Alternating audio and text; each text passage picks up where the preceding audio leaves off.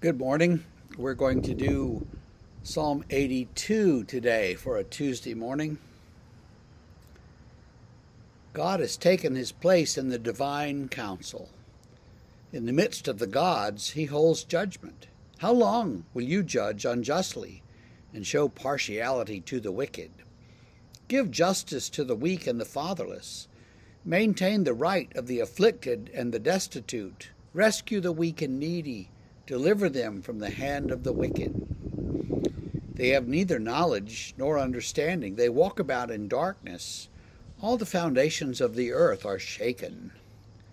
I said, you are gods, sons of the Most High, all of you. Nevertheless, like men you shall die and fall like any prince. Arise, O God, judge the earth, for you shall inherit the nations. We have this notion, I think, sometimes that God sits up in heaven alone. That's not how the ancient Hebrews saw it at all. They didn't have the kind of monotheism that we think they had, and they didn't have the kind of monotheism that we have. We hear monotheism to mean there's only one God. So there's one. He's up there. He's by himself. He's running the world. And, he's up there. The ancient Hebrews understood that all these nations had gods. The Canaanites had lots of gods. The Egyptians had gods. The Assyrians had their gods. And all of that was sort of loosely based on a sort of common Middle Eastern mythology that God had created the gods had created the world and had made it a certain way and done certain things, had a kind of a war, and created the earth out of the remnants of that war. I'm being very general here and very loose, but that's kind of what they saw.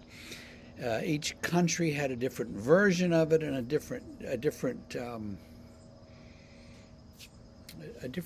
pantheon, a different hierarchy of gods. Okay, so the Hebrews saw the Most High God as the one who sort of ruled over all these other gods. They didn't mind the fact that there were other gods.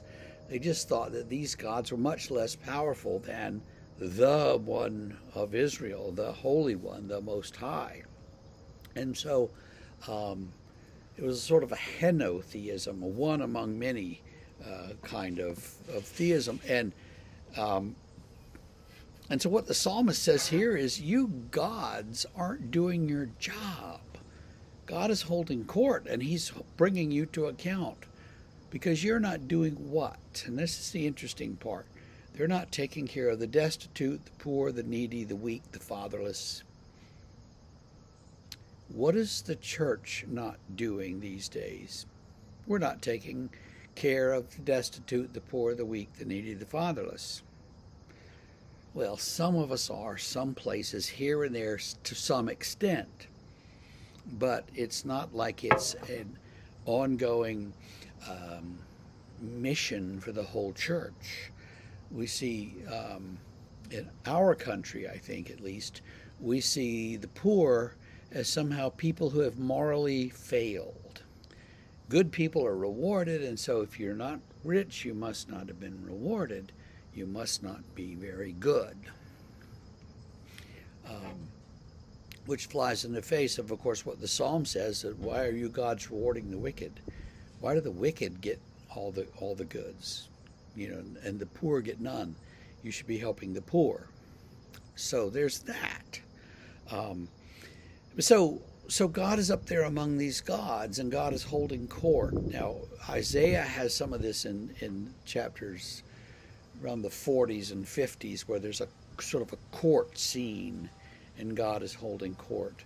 And eventually Isaiah comes around and says, well, all these gods that the peoples worship, all these Canaanite gods, they're just pieces of wood. They're just rocks. They're just, stuff that somebody found and carved a face on. They're not real, and that's how Isaiah sees it. And gradually, the Jews come to that realization that there's only one God, and the other gods are just are idols, and they're not real or powerful.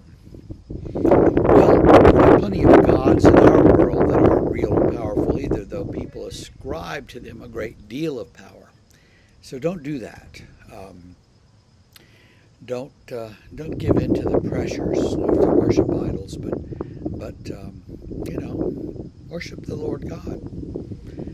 Do that and have a great day, and we will see you tomorrow morning early. So see you then.